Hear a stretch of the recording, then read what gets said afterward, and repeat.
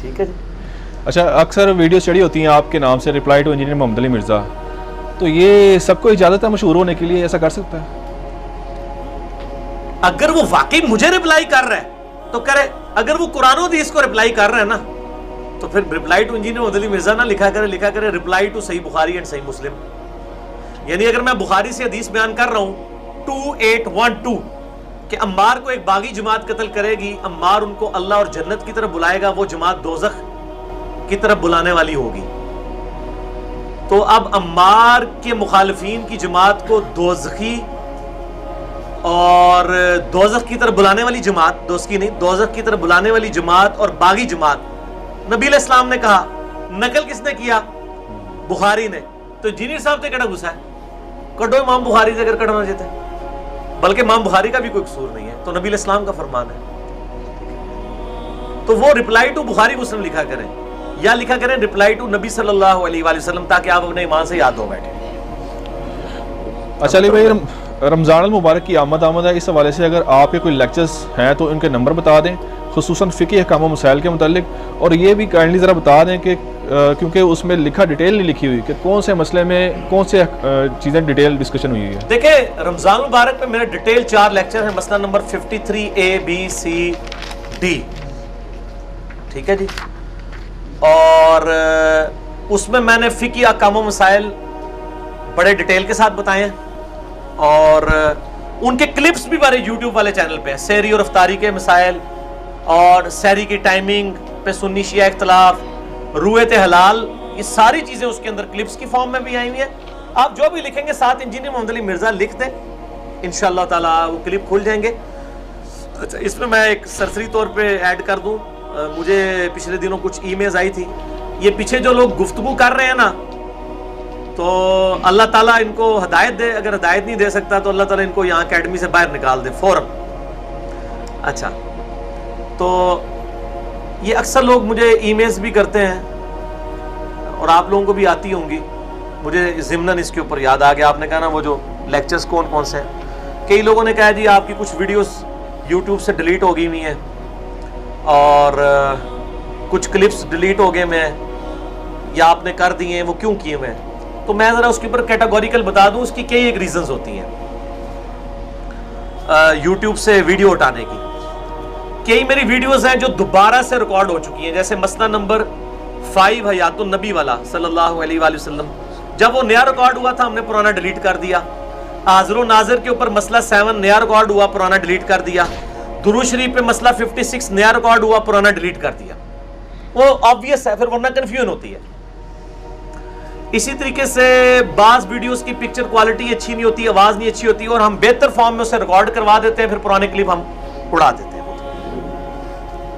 یہ نہیں ہوتا کہ میں نے کسی مسئلے میں رجوع کر لیا تو میں پرانا کلپ ڈیلیٹ کر دوں, ورنہ تو پتہ ہی نہیں چلے گا کس سے رجوع کیا ہے, میں نے کب کہا تھا. یہ تو اسی طریقے سے قرآن حکیم میں جو منسوخ آیات ہیں وہ نکال دی جائیں, وہ منسوخ ہوں گی تو پتہ چلے گا نا یہ ناسخ فلاں کی منسوخ ہے. تو ہم وہ ویڈیوز جس پہ میں رجوع بھی کرتا ہوں نا, وہ ویڈیو میری چڑھی رہتی ہے, اتارنے میں اس طرح کی ریزن ہوتی ہیں. پھر بسا اوقات کوئی ایسی ویڈیوز بھی, کاپی رائٹس والا مسئلہ تو ہمارے ساتھ نہیں ہوتا, کیونکہ ہم حد الامکان کوشش کرتے ہیں کسی دوسرے کی ویڈیو نہ لگائیں کہ وہ یوٹیوب پہ کاپی رائٹ کلیم کر کے ہماری ویڈیو اڑوا دے. ایسے بھی تک ہماری کوئی ویڈیو ڈیلیٹ نہیں ہوئی ہے. حالانکہ 2-4 کلپ میں ہم نے علماء کے کلپ ڈالے ہوئے ہیں ساتھ, لیکن کسی نے کاپی رائٹس کلیم نہیں کیے, وہ ذرا پبلکلی انہوں نے پھر وہ ہوگا. میرے کلپ تو سارے کرتے ہیں, سوائے یہ کہ کوئی حرکت کرے تو پھر ہم ڈیلیٹ کراتے ہیں, ورنہ ادروائز ٹھیک ہے وہ اپنا ظرف شو کریں. اس حوالے سے کچھ ویڈیوز واقعی ڈیلیٹ کی ہوئی ہیں ہم نے, اور وہ بعض اس وقت حالات ایسے ہو گئے تھے جس کی وجہ سے ہمیں وہ ویڈیو ڈیلیٹ کرنی پڑی ہے. وہ اسپیسیفکلی ہوگی تھی, ان ویڈیوز کو لوگ مس یوز کر رہے تھے, کبھی مناظرے کے نام سے, کبھی فلاں کے نام سے. اور پھر بعض کم عقل لوگ ہیں, جب ہم بار بار کہتے ہیں کہ ہم بزرگوں کی گستاخانہ عبارتوں کو غلط کہتے ہیں, ان کتابوں کے چھاپنے والوں کو غلط کہتے ہیں, بزرگوں سے ہمارا کوئی لینا دینا نہیں ہے. ہمارا لینا دینا ویسے ان بزرگوں کے ساتھ ہے ہی نہیں ہے, کیونکہ یہ سارے درمیانے بزرگ ہیں. ہم پرانے بزرگوں کو مانتے ہیں, درمیانے والوں کو نہیں مانتے. یہ کہتا نہیں پرانے بزرگ, اور جن کو یہ پرانا کہہ رہے ہوتے ہیں وہ تو درمیانے ہوتے ہیں. 8 سے 1000 سال پہلے کوئی بزرگ ہے, وہ پرانا تو نہیں ہے, وہ درمیانہ ہے. پرانا وہ ہے جو 1400 سال پرانا ہے. نبی علیہ السلام صحابہ تابعین. لہٰذا یہ جیسے میں نے وابی اور بابی دو ٹرم بنائی ہیں نا, آندہ کہنے پرانے بزرگوں نے ان کو نہیں, پرانے کو مانتے ہیں, درمیانے کو نہیں مانتے. اور درمیانے سے دونوں طرف کنایا ہو سکتا ہے, نہ ادھر نے نہ ادھر نے. ٹھیک ہے نا جی. کتابوں سے تو یہ لگتا ہے ان شخصیات کے بارے میں ہم بات نہیں کرتے.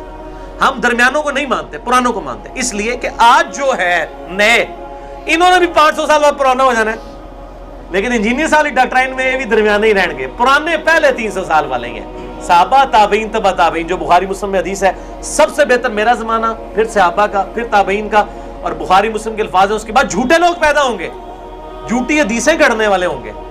تو جو درمیانہ زمانہ ہے نا, اس کی ماشاءاللہ بڑی تعریف نبی علیہ السلام نے کی ہے کہ اس زمانے میں کتنا بیڑا غرق کیا جائے گا. تو ہم پرانے بزرگوں کو مانتے ہیں, درمیانے بزرگوں کو نہیں مانتے. تو یہ جتنے پرانے بتا رہے ہوتے ہیں, آپ جتنے بھی دیکھ لیں, میں اب کسی بزرگ کو گمراہ یا صحیح ہونے کے اعتبار سے نام نہیں لینے لگا. اب جو میں نام لوں گا, میں صرف یہ بتا رہا ہوں کہ یہ بھی پرانے نہیں ہیں. یعنی اگر کوئی کہے کہ امام غزالی پرانے ہیں, نہیں, 505 ہجری میں فوت ہوئے ہیں وہ, نبی علیہ السلام کی وفات کے 500 سال بعد, وہ بھی درمیانے ہیں. اچھا جی, شیخ عبد القادر جیلانی رحمہ اللہ 571 ہجری میں فوت ہوئے ہیں, وہ امام غزالی کے بعد فوت ہوئے ہیں, وہ بھی درمیانے ہیں. خواجہ معین الدین چشتی 633 ہجری میں فوت ہوئے ہیں, وہ تو بہت ہی آگے ہیں, ان سے پہلے 600 سال کے, وہ بھی درمیانے ہیں, درمیانے میں بھی اس طرف ہیں. علی بن عثمان حجویری 465 ہجری میں فوت ہوئے ہیں, وہ بھی درمیانے ہیں, اس سے پہلے 450 سال کے مسلمان موجود ہیں. پرانے ایسی تو ہم دسنے ہیں.